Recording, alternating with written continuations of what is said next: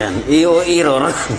So, ang EO error, hindi lang sa TCL nangyayari yan. Kundi nangyayari din ito sa Colin sa common board.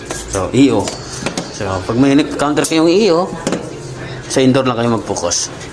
Mga kalibre, ito na yung na-repair natin na EO error. So, ayan o. Ito yung EEPROM. So, hindi lang tayo sa TCL ang may EO error. Mayroon din tayo sa Colin Kupil. Ito yung system IC. Ito yung EEPROM nya. So, ito yung pinalit natin. 24C ang ano nito. Yung number. Programmable ito Pwede ito ma-program ang ganitong mga IC EEPROM programming. Ito. Ito yung pinalit natin. So, saksak natin Ay, nakasaksak na pala. I-on natin. So, yan.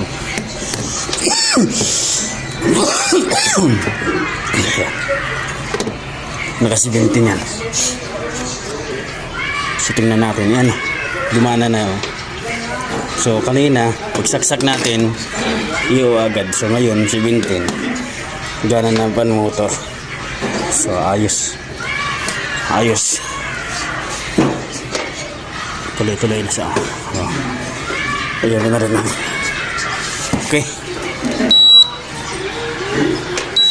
Yeah. Ayos.